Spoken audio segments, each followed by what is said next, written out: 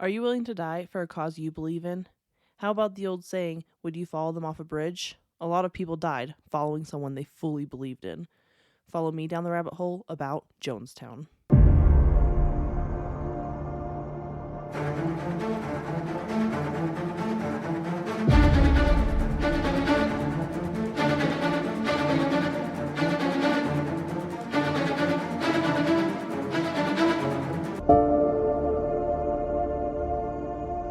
Hello, friends. Welcome back to the rabbit hole. I am your host, Danny, and today we are talking about Jonestown.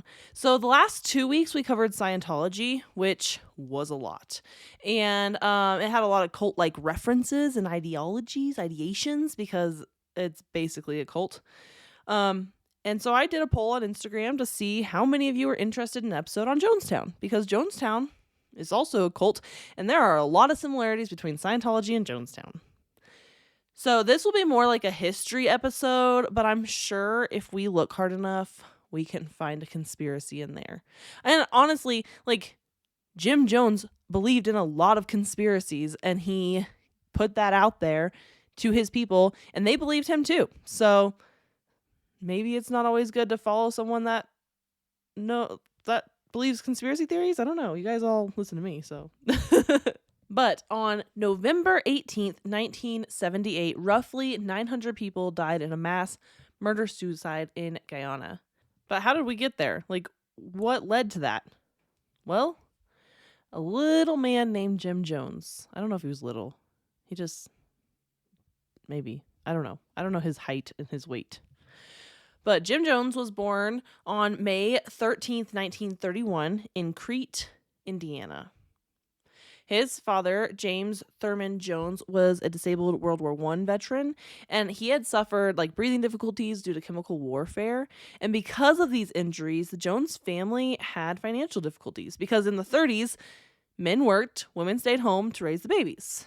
Makes sense. But also, what else was happening in the 30s? We had the Depression. So, of course, him not being able to work and the financial difficulties led to marital problems between James and Jim's mother, Lynetta.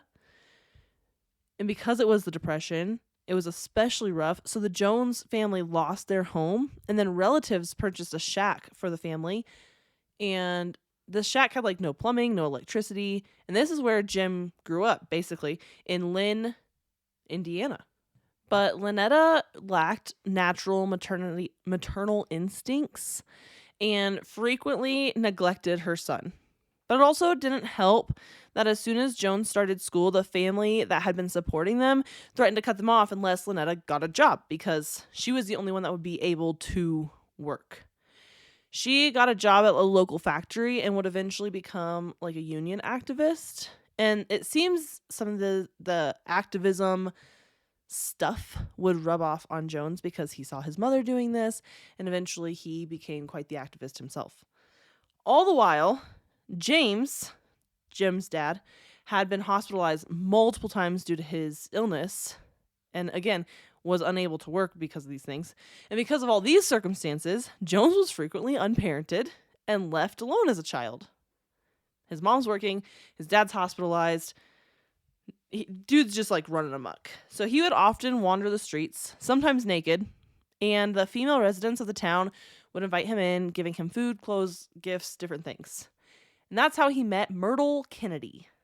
She was the wife of the Nazarene church's pastor, and she gifted Jones a Bible and taught him the holiness code of the Nazarene church.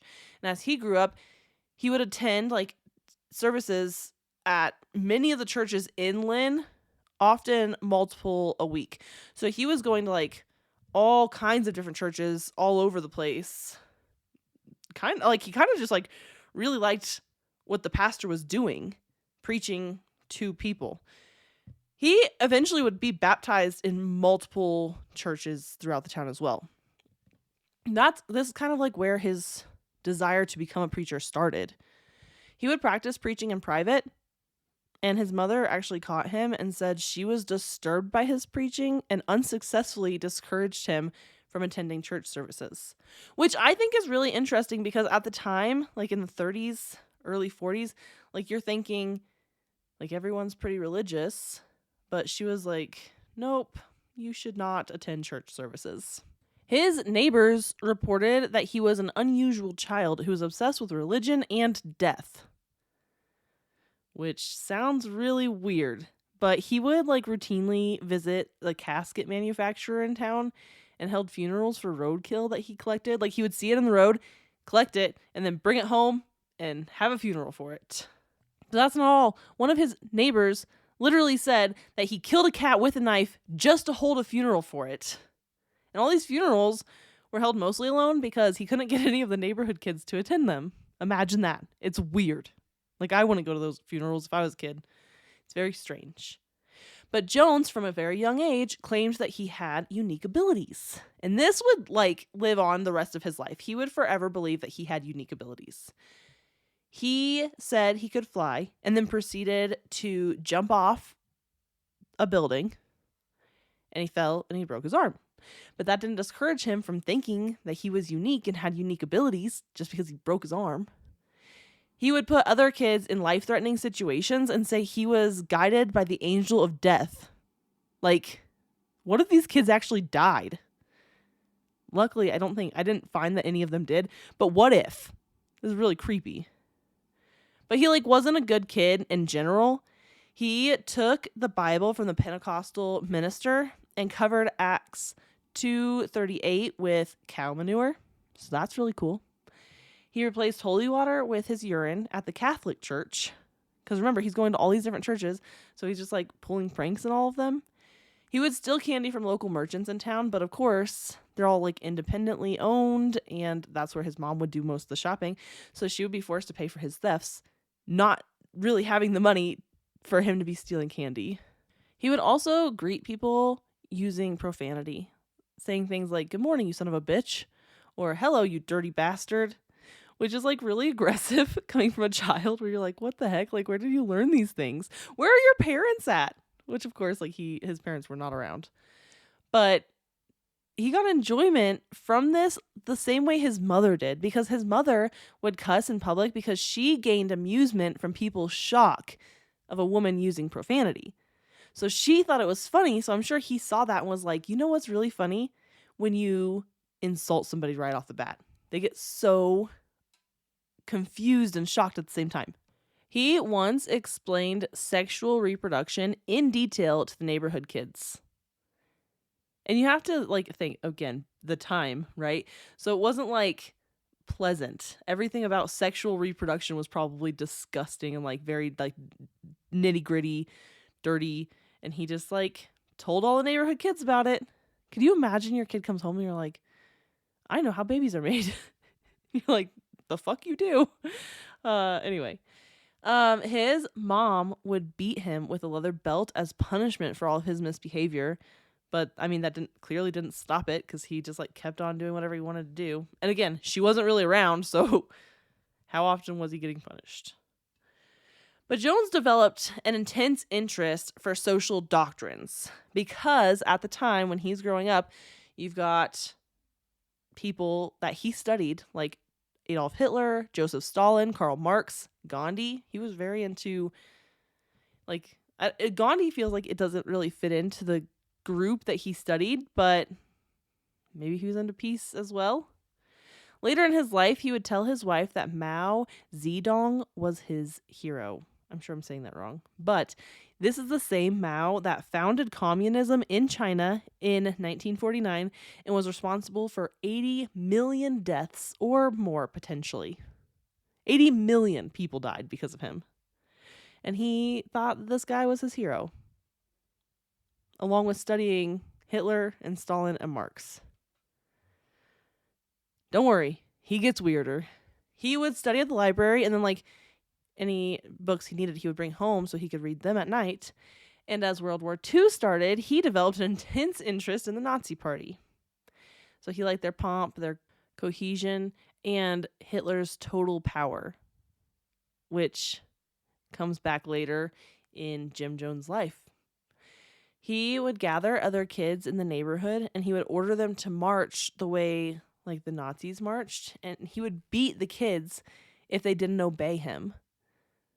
So like all of this is so much foreshadowing like what's going to come in his future. This is why people are so mesmerized by Jim Jones, because like you can see in his childhood exactly the man he was going to be in adulthood. He would yell, Hail Hitler, and give the Nazi salute to German prisoners who were traveling through their town, like on a train, on their way to a detention facility. So he was like actively excited and invested in the Nazi Party and was rooting for them in World War II while living in Indiana. Although his weird childhood activities made him an outcast that was despised by most of the town by the time he started high school. No shit. Like, dude's weird. Like, real weird. But his weird behavior just, like, didn't stop, obviously. So he was a good student, but he would often engage in debates with his teachers, which I can imagine would be, like, really annoying as a teacher. But he always carried around a Bible with him, and he would always wear his Sunday best. Like, all week long, he was wearing, like, his full get-up for church, carrying around a Bible. And he had this weird habit of refusing to respond to people when they engaged him in conversation. He would only engage in conversation when he started the conversation. You're not good enough to talk to him until he's good enough, like until he's ready to talk to you, kind of weird situation. And he would often like confront his peers for drinking, smoking, and dancing, much like the minister in Footloose. So like at some points, he would interrupt other high schoolers having fun and insist that they read the Bible. Like, what a buzzkill. Eventually, he would join the Pentecostal church. And he said that that's the church he decided, like, he landed on because they were, like, the rejects. And he felt rejected. And so he was like, this is the place for me. So he went to the Pentecostal church. And because of that feeling, like his rejection feeling, Jones had this really strong aversion to racism. And again, at the time, everyone's racist. It's like white males are racist. The Ku Klux Klan is like running amok. Civil rights movement hasn't really started. Yes, slavery has been illegal for years, but that doesn't mean that people like blacks, and they did not like blacks. And especially if you're living in like rural Indiana. But he had seen the mistreatment of African Americans at a baseball game because he was a coach. Like, he would coach baseball for like younger kids, which I don't know who allowed him to do that. But this was the first time he had seen this mistreatment, and he was completely against it. So that's when he was like, this isn't good. But his father had been a member of the KKK in Indiana. And this actually eventually would lead to them getting in a huge disagreement about race. And they didn't talk for many, many years after that because Jones was completely against racism, whereas his father was a KKK member. In 1945, Jones's parents separated and then eventually divorced. Jones moved to Richmond, Indiana with his mother. And due to the divorce, they lost the financial support they had been receiving from their relatives. So Jones started working as an orderly at the local hospital.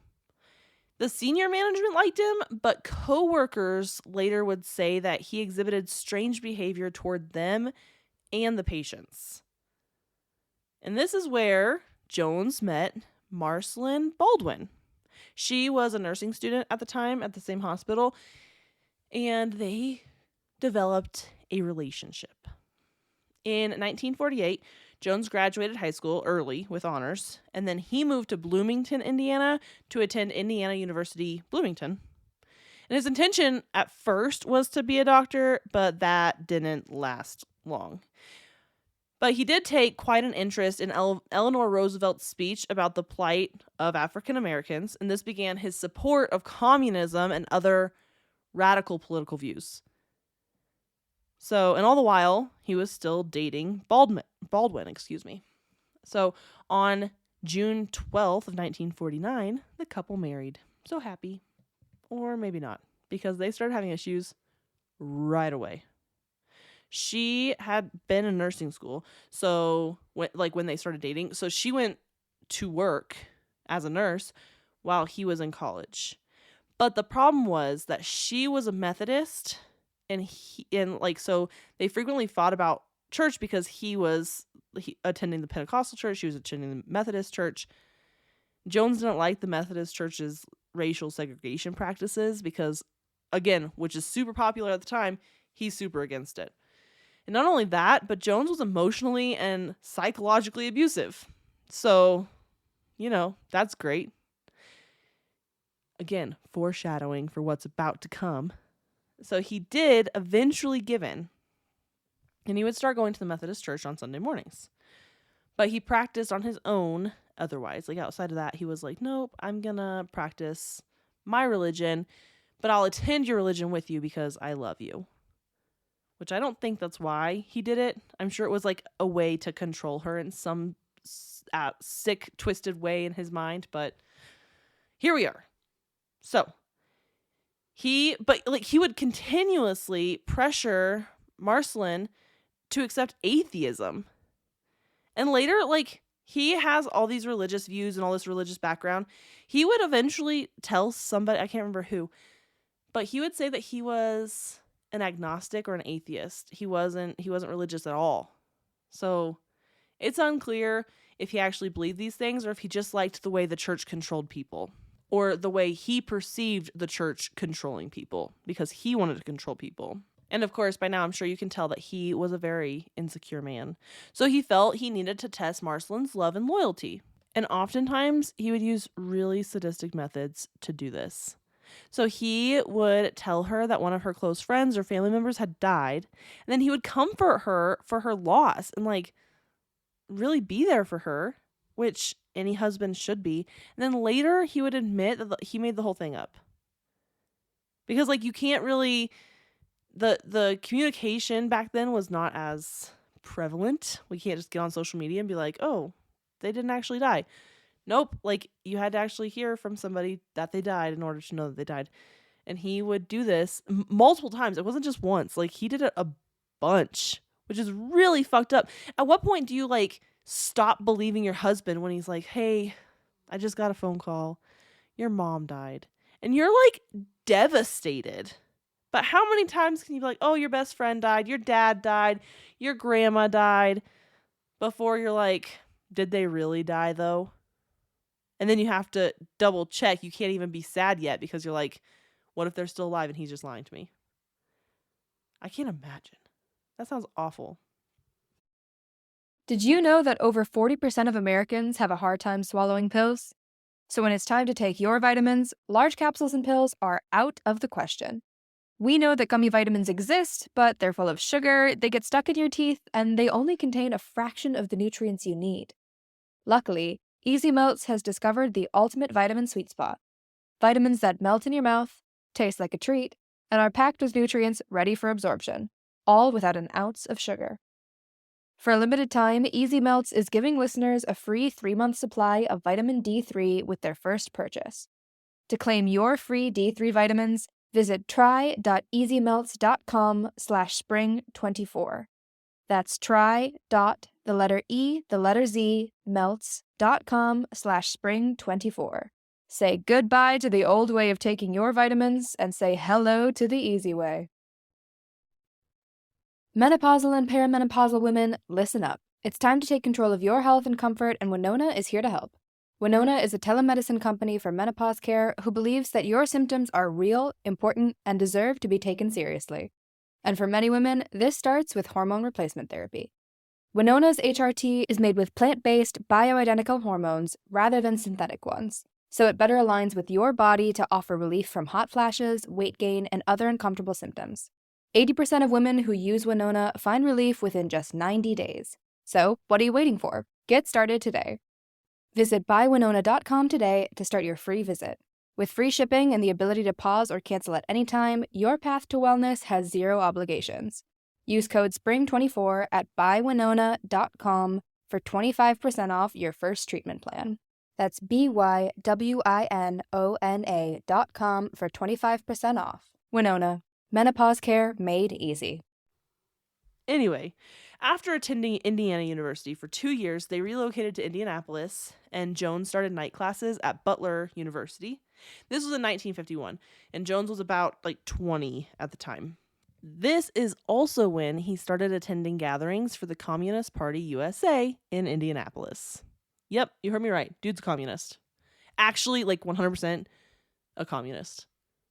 Forever. He and his family were harassed, quote unquote, by the government for his affiliation with the Communist Party. But again, look at the times. Read the room, bro. So this is when he first thought, quote, how can I demonstrate my Marxism? The thought was infiltrate the church, end quote. So he and Hubbard, L. Ron Hubbard from Scientology, basically both had the same thought. The way I can get what I want is through church. Hubbard created his own religion. Jim Jones just relied on other religions. In early 1952, Jones told his wife and his family that he would become a Methodist minister. He believed that the church was ready to, quote, put real socialism into practice, end quote, because he believed in socialism, communism, Marxism, those things. He hated capitalism. Welcome to America, buddy.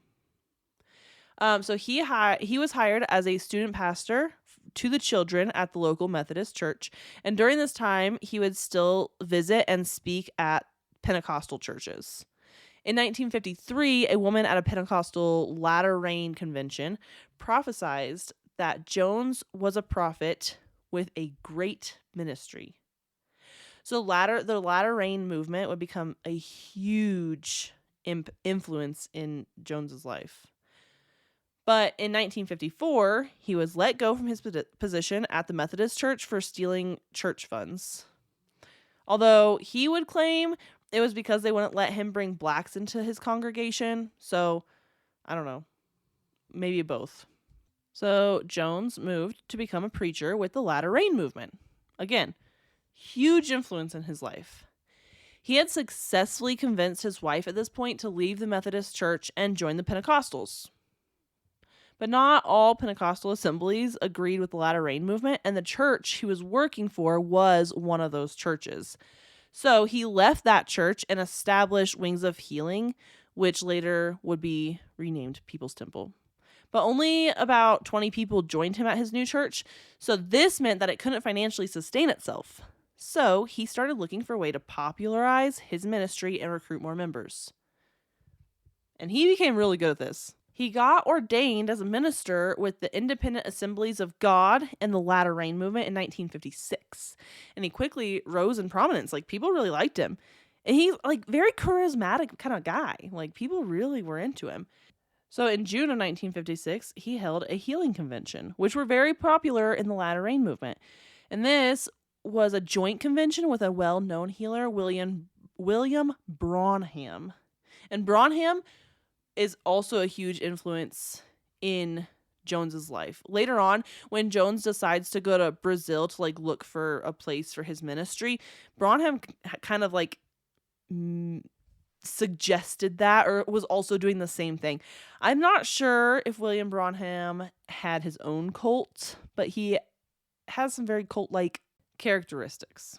But Branham was doing a lot of healing conventions. And so Jones just joined him.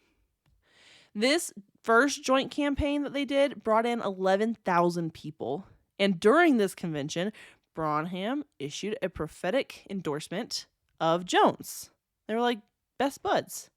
And many attendees believed that Jones possessed a supernatural gift because of the healing, quote unquote, that they witnessed. And this would continue through the People's Temple and all his whole forever, because he still believed from his childhood that he had these unique abilities. And now he's basically being told by Branham that he has this supernatural gift, and he's healing people in these healing conventions. And all these things laid the groundwork and led to the rapid growth of the People's Temple in Indianapolis. We're still in Indianapolis. He does move later, but we're not there yet. So following this first convention, he renamed the church the People's Temple, And actually, it was first named People's Temple Christian Church Full Gospel. And Jones and Bonham did many revival campaigns and hosted a second Pentecostal convention at the People's Temple in 1957. And Jones had adopted one of the latter rain's key doctrines, the manifested sons of God. This doctrine said that as the end of age approached, the manifested sons of God would appear in the church. They would possess supernatural gifts and would be able to perform miracles that would be comparable to the miracles Jesus Christ could perform. So both Jones and Bonham believed that they possessed these supernatural abilities. That basically they were like God, but not actually God. That's how Jones promoted his own utopian ideas, and then eventually that he was the manifestation of God. Father Divine is another person that had a huge impact on Jones. Father Divine was an African American spiritual leader who believed in communal living. Imagine that, because Jonestown eventually will become like a communal living type situation. Jones promoted that idea and gradually implemented many of the outreach practices he witnessed Father Divine doing. So this included setting up a soup kitchen and providing free groceries and clothing to people in need or people of his congregation. And they would serve, like in his soup kitchen, about 2,800 meals per month. And this was a huge, like, people bringer, a huge recruitment tool, because people were like, oh my gosh, like what a beautiful place to be a part of when they bring they give people these meals, they're helping out their community. It was like such a welcoming environment. And Jones bragged to his congregation that he would like to be Father Divine's successor. This led to him implementing the disciplinary practices he learned from Father Divine. So he started taking over control of the lives of members of People's Temple, because that's what he saw Father Divine doing, and it was totally okay. In 1960, the People's Temple joined the denomination Disciples of Christ. Jones had gradually separated from the Pentecostal and Latter Rain movement and was told that the Disciples of Christ would tolerate his political beliefs. He wasn't officially like ordained as the Disciples of Christ like minister until 1964. And the People's Temple would remain a part of the denomination Disciples of Christ until the end of the People's Temple. Also in 1960, Jones was appointed the director of the local Human Rights Commission in Indianapolis. So he would appear at the NAACP and Urban League rallies. He would encourage people at the rallies to be more militant, which I feel like is a little aggressive, but okay. He helped to racially integrate churches, restaurants, the telephone company, the police department, the theater, the hospital, and an amusement park. In 1961, Jones actually collapsed and was hospitalized, and they say that he was accidentally placed in the black ward, although I'm not sure if it was an accident, seeing how he was like super outspoken about integrating everyone. I'm sure the hospital was like, just put him in there with those people. He likes those people. I'm not being racist. I'm just imagining that's probably what they're going through at the time in the 60s. But Jones refused to move because he was like, I don't understand what's the big deal. Like, I'm being treated in this ward the same way they're being treated in this ward. We're all just being treated because we're humans. So this caused quite the uproar and actually caused the hospital to desegregate wards, which is amazing. So Jones did do good for the world. Like, it wasn't like he was just a bad guy forever. He actually did a lot of really good things, like desegregating Indianapolis, at least attempting to. But because of these things, the People's Temple became a target of white supremacists. I mean, that makes sense for the time, again. But all of Jones' work paid off in a bigger congregation, because now not only was he attracting white members, but he was attracting black members as well. Because why not? He's not racist. His congregation's not racist. Everybody can come in. But by the end of 1961, Indianapolis was one of the most racially integrated cities, and Jones was almost entirely to blame. So there was some good that came out of it. Like, yes, he ended up murdering a lot of people. But he did help desegregate Indianapolis. But Jones wanted to walk the walk, basically. So he and his wife adopted several non-white babies. It's very important that we say that because they were all kinds of different races. So he wanted to integrate like this non-segregation thing to be like, he wanted it to be more of a personal thing. So they adopted a half Native American baby, and then they adopted 3 Korean Americans. Then they had their only biological son, and in 1961, they became the first white couple in Indiana to adopt a black child, which is completely like nobody had done that. Almost nobody in the country, let alone like this was a big deal. And then lastly, they adopted a white boy from a member of the temple. So one of the 3 kids from Korea was killed in a car accident. And outside of that, Jones also fathered a child with a temple member later on. Some people do say that he only adopted all these kids, like, basically, like, as a show. He didn't actually really love them or care about them, but he, like, adopted them because he's like, look, it's my rainbow family. And he would call them a rainbow family. He would also refer to the temple as a rainbow family. And he would encourage his members to adopt orphans. Specifically, he would encourage them specifically to adopt Korean orphans because there was a war going on in Korea. There's lots of orphans, so adopt those ones. In this same year, so 1961, he told his congregation that he had a vision of a nuclear war in Indianapolis and Chicago, and this prompted for a new location. In 1962, Esquire magazine had an article that had the 9 safest locations to be in a nuclear war. And Belo Horizonte, Brazil was at the top of that list. But also like Northern California was on that list. The sources kind of differ, but either Brazil or California was on the list, maybe both. So Jones traveled throughout Brazil in 1962 and 1963. He was trying to find like a really good place to relocate his congregation and his temple. He returned to Indiana at the end of 1963, but the temple was bitterly divided. And it seems like the temple really couldn't withstand Jones's long absence. Like he kind of held it all together. He didn't really put somebody in place to take over well or do what he needed done. So he lost a lot of members.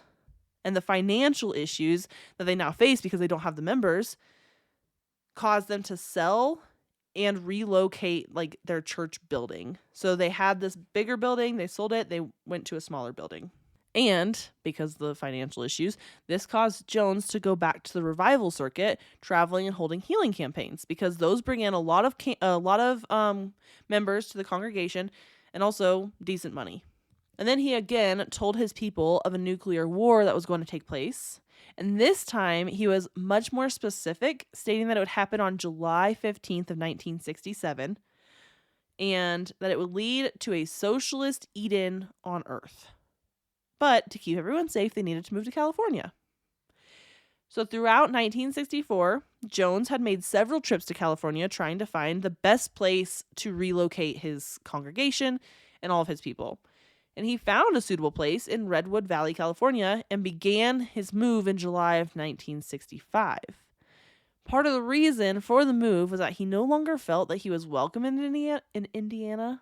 I think he felt like people were starting to catch on to his communist views, which would be quite the concern for him mostly throughout his life.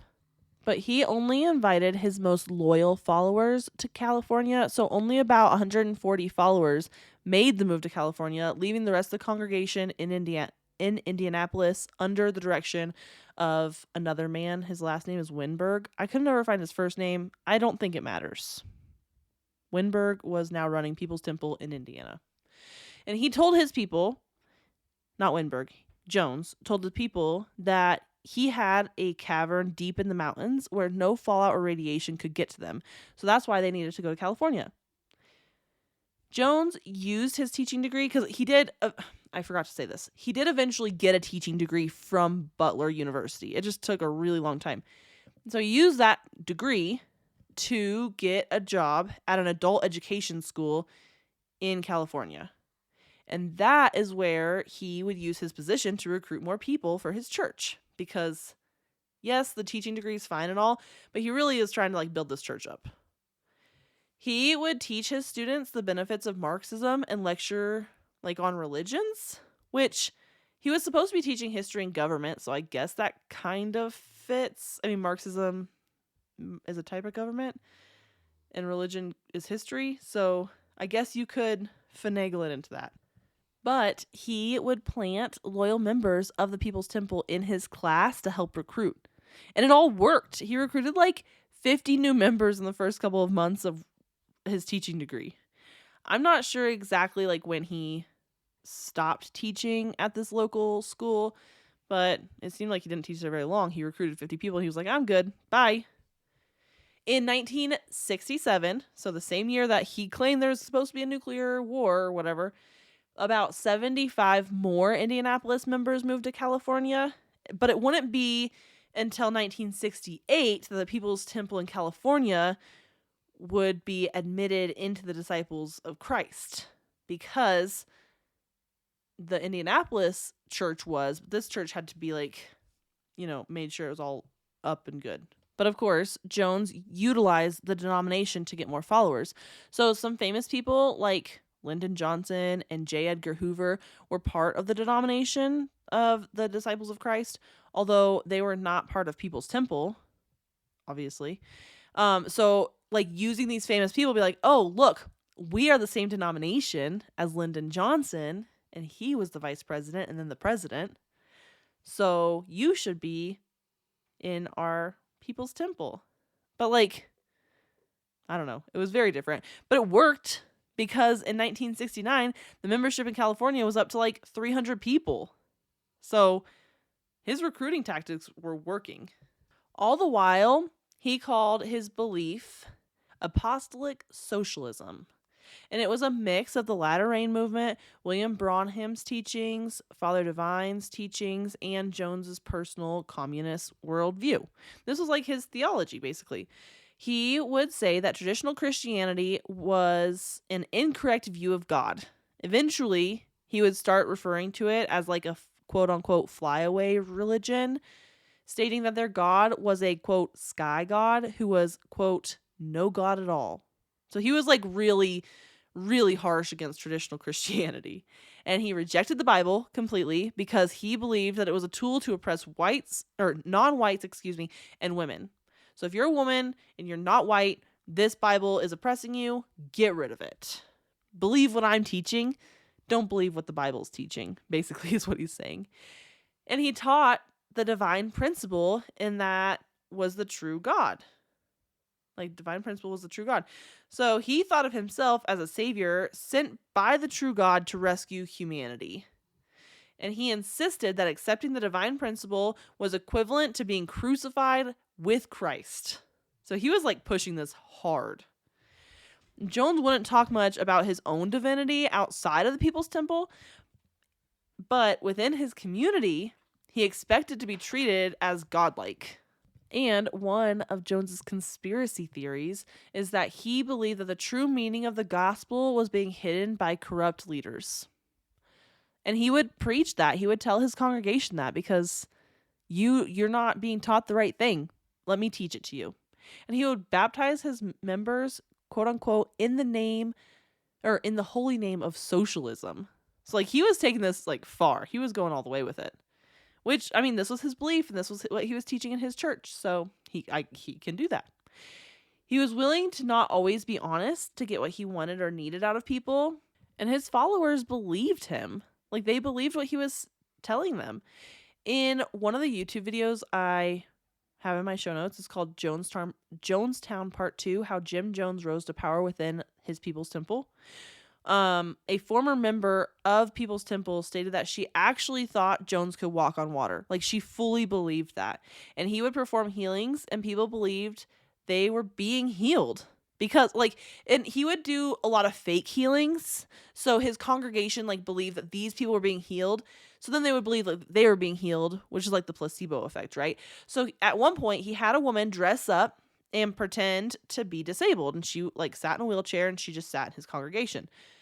People didn't know who she was, but she was just like there, like ready to go, just, worshiping like everybody else. He looked out at her and commanded her to get up and walk, take a step, and she did. And the rest of the congregation, like, believed her. She would eventually, like, she took a step, and then she took a couple steps, and she started walking, and then she started dancing, she started running, she started all over, and people were losing their freaking minds. They were like, this is incredible.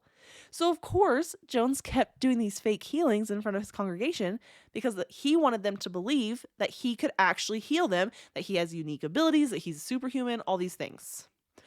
But on the outside, or on the inside, excuse me, that was all outside. On the inside, Jones was super nervous about the public finding out about the extent of his communist views. He actually really feared losing his tax exempt status because he didn't want the IRS to know what he was up to. He didn't want to have to explain himself to the IRS, which we see that in Scientology as well. So he taught his members, quote, if you're born in capitalist America, racist America, fascist America, then you're born in sin. But if you're born in socialism, you're not born in sin. So, and he believed that. He was communist, he was socialist. And the only way to avoid the impending doom that he frequently preached about was to accept his teachings as belief.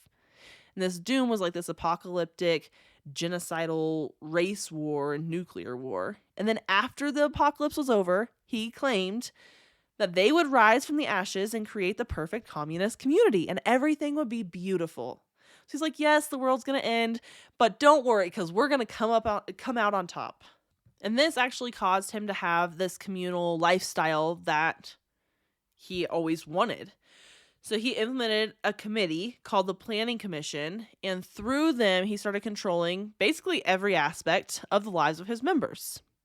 From the outside, the communal lifestyle looked really cool, right? So they have the soup kitchen, they have a rehabilitation center for people with drugs, or with drug addictions, excuse me. They have like a retirement home, so like the older people that didn't have anywhere to go, they could literally live there, which eventually their communal lifestyle translated to Guyana. We're not there yet.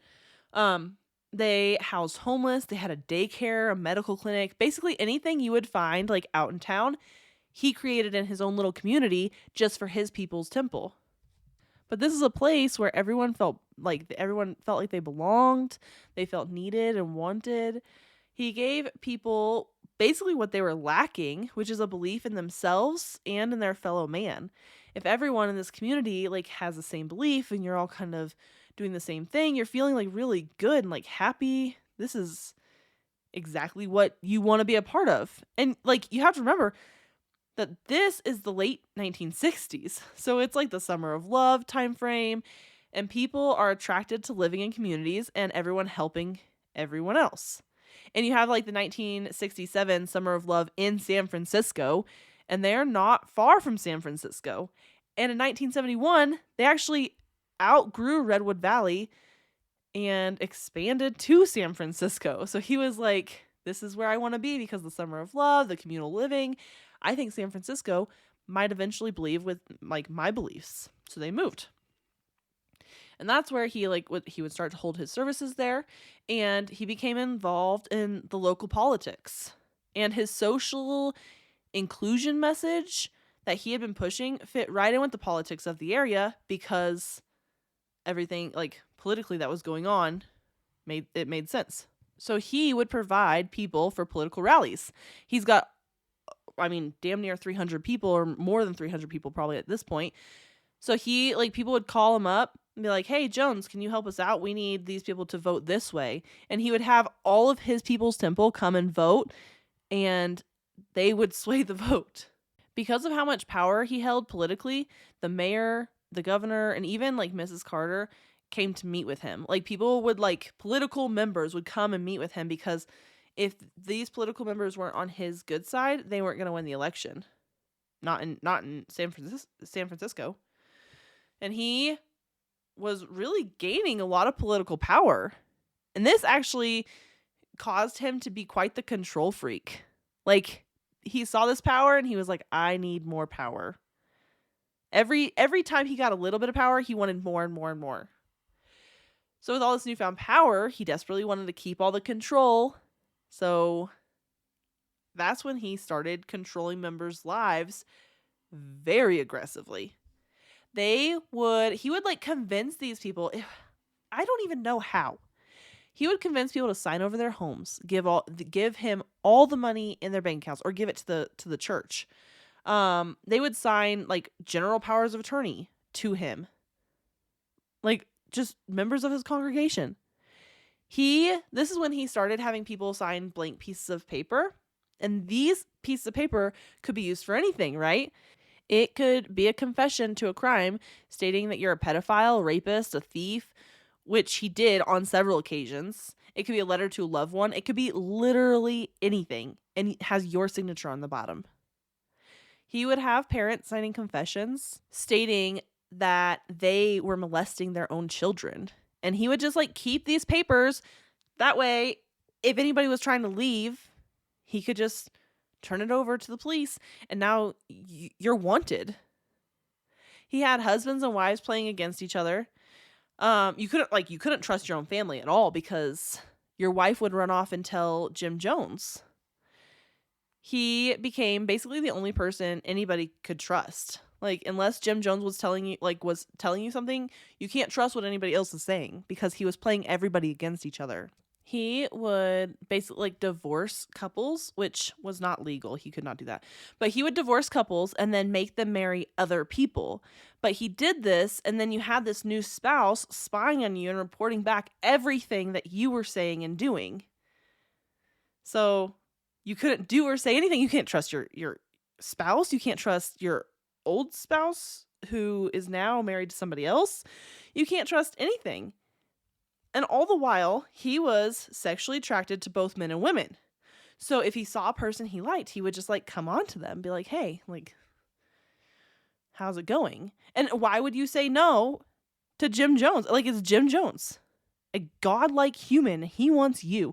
So you're like, yeah, of course I'm going to have sex with this guy. And he would just have sex with whoever he wanted in his congregation. He would often, it sounds like he was raping some of these women because not all the time did they actually want it. And men. And men, because it didn't matter if you were a man or a woman. And then he would say things that, like, he would claim that he was a heterosexual man, that he didn't like having to be with men or women other than his wife, but everything he did for the cause. And you need to do it too because this is for the cause. But it was all about dominance in the end. He wanted to completely control his followers. So he controlled their mind, so now he wanted to control their bodies as well. And honestly, he was an addict. So it's unclear like when he officially started using drugs, but he was using uppers, downers. He was obviously addicted to sex, and he was 100% addicted to power. And eventually, part of the power trip became punishment, as typically happens. So he would have people writing like lines. So you would have to write like, I will not look at Jim Jones' wife. I don't know. For things that they would mess up, which is like a child's punishment where you're like, I will not yell at the teacher, like writing it 10 times or something. This is ridiculous. So he's gotten like full grown adults doing these punishments. He would utilize corporate punishment. So he would hold like public beatings. So first he would call a member up in front of the congregation and he would berate them in front of everybody and say, oh, I'm just so disappointed in you. And because he was disappointed, now the members of the congregation took it upon themselves to beat the person. And he would encourage them and laugh. But he never physically touched anybody because he has his whole congregation doing all the work for him. So he would just say how disappointed he was and how it doesn't have to be this way. And then he would laugh the whole time and like encourage them to be like, oh, keep doing it, keep going. And people would go along with it because they don't want it to happen to them or their family. They're like, yeah, of course I'm going to beat this person. I don't want this to happen. And those he felt like would disobey, or those he felt he couldn't like fully control, he would start sending down to the compound in Guyana. And they would work there like slaves, and they would be away from their families for years. Because you would bring when you typically go to church, your wife and your husband and the kids, they all go to the same church, right? But he would take just the husband and send the husband down to Guyana, have the wife married to some other man, and the kids were doing whatever the kids do.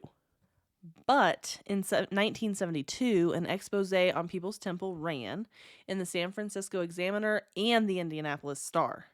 It was supposed to be a 7-part series, but only the first 4 parts ran because the church sent picketers to both newspapers, and they harassed the editor and threatened lawsuits. Which, this is not the first time we've heard about lawsuits, because think back to Scientology.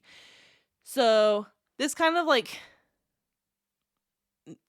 this wasn't the kind of public appearance Jones wanted. He was not really into that. And later, like, this would actually be one of the biggest reasons, or one of the many reasons, that he was like trying to get out of San Francisco, out of the US, is because he wanted to stay out of the press, basically.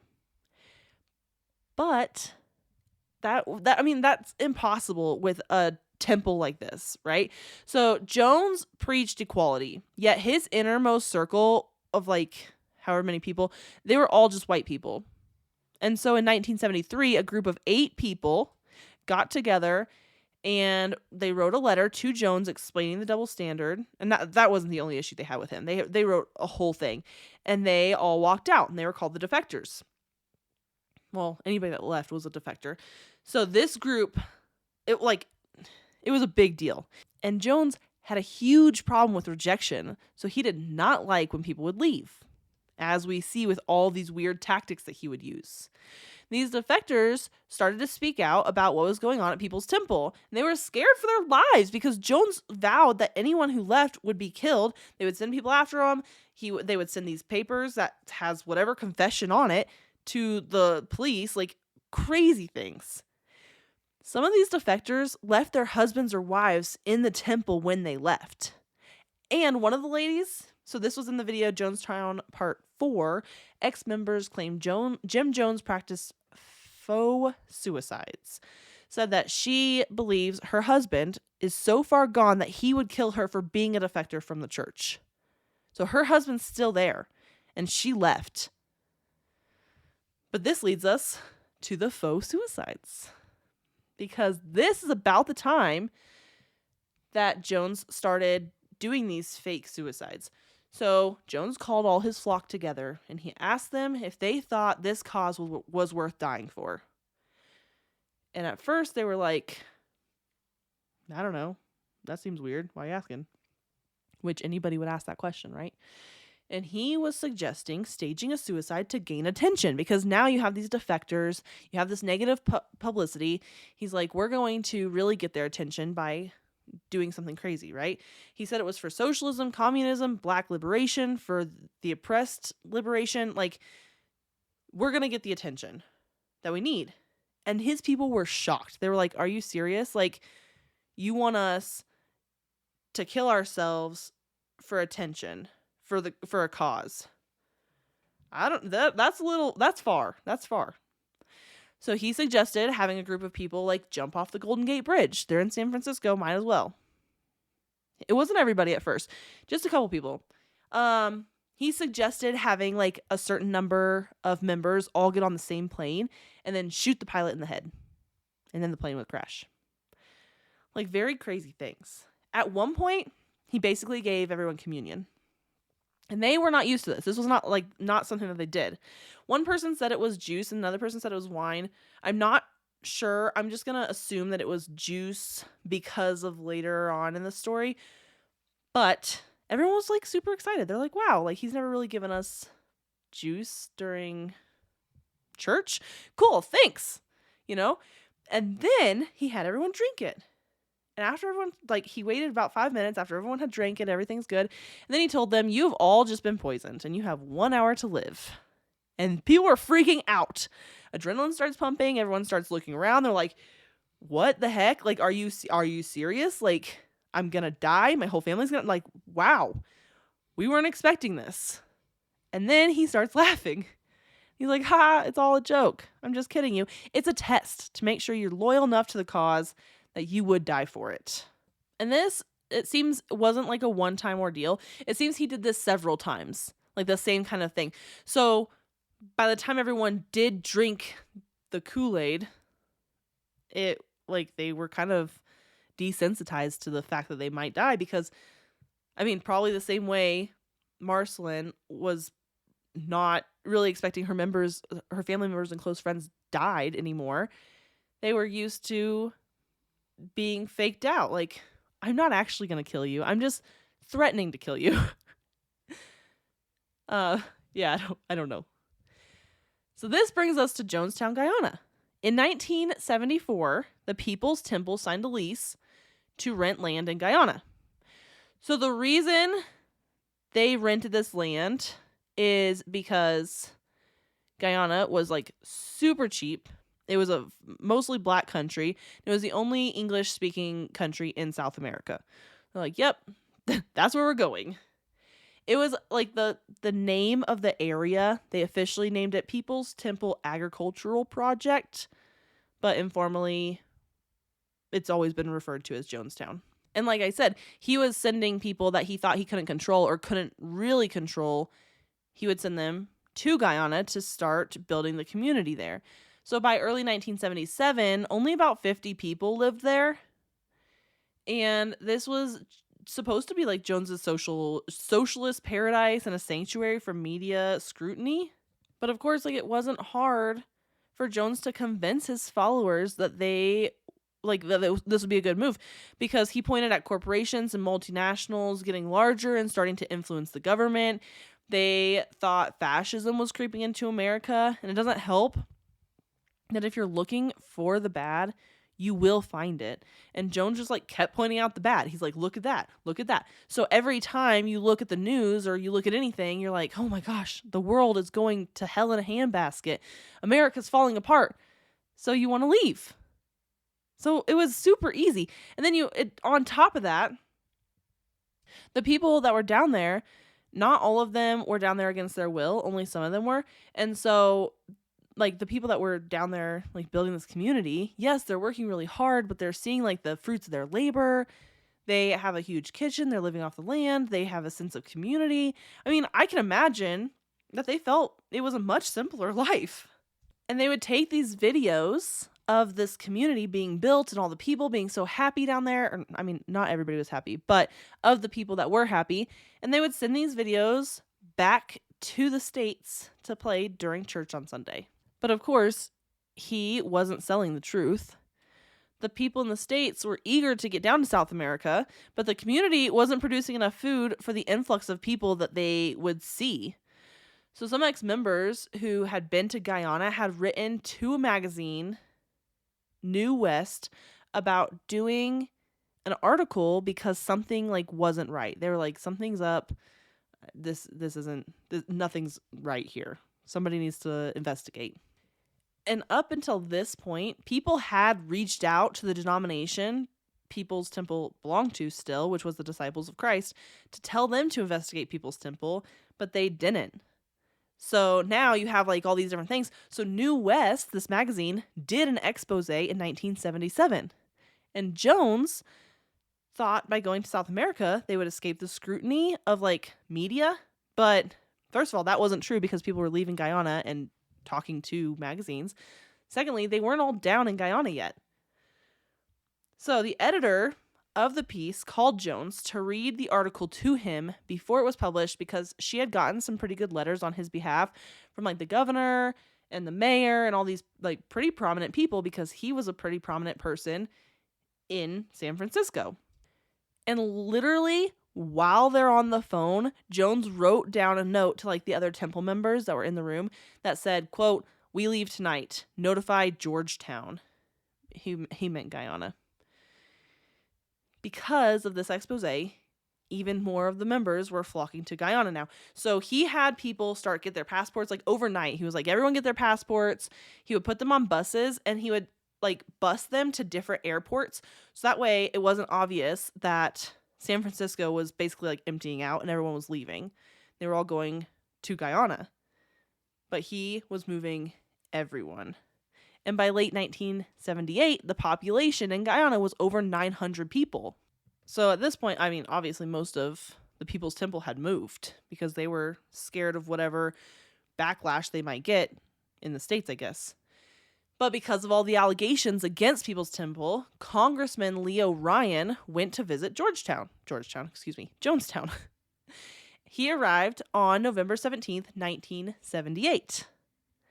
While he was there, he had like some camera people with him and some journalists and different people. And they walked around Jonestown. Jim Jones showed them around. Everyone said how happy they were. But a couple people like asked to leave with him and return to the States. Like Jones was trying to put on this really good facade. But anytime he was left alone, people would come up to him and be like, can we come with you? Like, please take us with you. Which, in any community, I feel like that's probably not a good sign. But whatever. So the next day, November 18th, some of the members of the temple accompanied Ryan to the local airstrip because they were all going to leave and go back to the States. And as you can imagine, Jones was furious. He basically blamed the congressman for coming in, like stealing his people, which was not the case. So when they got to the airstrip, the temple security guards were there and they opened fire on the group that were about to get on this airplane to leave. So they killed the representative, Ryan. They killed 3 journalists and 1 defector. They injured 9 others, including Ryan's aide, Jackie, I'm going to say her last name wrong, Spurrier. Miraculously, Spurrier survived the attack, although she was shot 5 times. Later on, this has nothing to do with Jonestown. She won a seat in Congress in 2008, and she was on or like in Congress until 2022 when she decided that she didn't want to run anymore. She was done. But what a freaking story, man. One of the NBC cameramen captured some of the gunfire on video before he was killed in the attack. So you've got like lots of things happening. Some kids that were gonna leave, they like ran off. There was like 4 of them, I think. They ran off into the jungle and like lived there for 3 or 4 days or something crazy like that. There might have only been 3 of them. Maybe I'm getting the numbers wrong. But after this vicious attack on innocent people, mind you, because they were just trying to like go home to America where their families were, Jones went back that night and he got his whole congregation together and yet again had them drink a cup of juice. But this time, it wasn't a trick. It was a concoction of cyanide-laced, grape-flavored Flavor Aid. Which Flavor Aid is like, it seems like the off-brand of Kool-Aid. So on November 18th, 1979, 918 people died, 276 of which were children. Those that refused to drink the Flavor Aid were injected with a lethal dose of cyanide, and they also injected infants because infants are too young to drink juice, so they just injected them with cyanide. Some people did survive by fleeing through the jungle to get away. So they just like took off running. They're like, "Nope, we're not doing this. We're not dying for this cause." Most retellings of Jonestown focus on Jim Jones, as this one does, right? It's human nature to kind of like want to know the person behind the cult, and really, I mean, the story and it makes sense if you focus on Jim Jones because he created this massacre. He did this. But I'm sure you wonder, like, as I did, who would willingly be a part of this type of situation, this cult? So I actually listened to this great podcast series that centered the Jonestown story around a specific family, which is not typical. Typically, like I said, it's centered around Jim Jones. But if you listen to the podcast Something Was Wrong, season 4, is a great listen, and it gives so much more insight as like why would people go to the People's Temple? Why would they stay there? What was the intrigue? And it kind of he goes over first of all why he was there, how he lost his wife. His wife was married to another man. He lost his children for a long time. He was actually one of the people sent to Guyana first, and he didn't want to be there. He wanted to leave People's Temple, but his whole family was still a part of it. It's a really good listen. It's about 8 episodes long. It's a really good listen if you want to know more about Jonestown. But if you ever hear somebody say like don't drink the Kool-Aid or you drank the Kool-Aid, those are referring to this incident where a bunch of people died. How sad. And honestly, this was the biggest personally inflicted massacre in like US history, even though it happened in South America. It's still like a US situation outside of like 9/11. So before 9/11, this was like the biggest mass casualty that we had in our country. So that's Jonestown. If you are curious about cults, like they literally killed everybody in their cult. Not everybody, some people got away. And those people wrote books. So there's plenty of books. There's actually a lot of information out there. If you're curious, go check it out. But until next time, my friends, I will see you all next week. And stay skeptical, as always, because the world, it's really crazy. Hey friends, The Rabbit Hole is an independent podcast with everything you hear done by me, Danny Mercy. I appreciate all of your support. Please rate and review wherever you're listening. If you want to follow us on Instagram, it's at rabbit.holepodcast. And thank you, Zakar Valaha, for our awesome intro.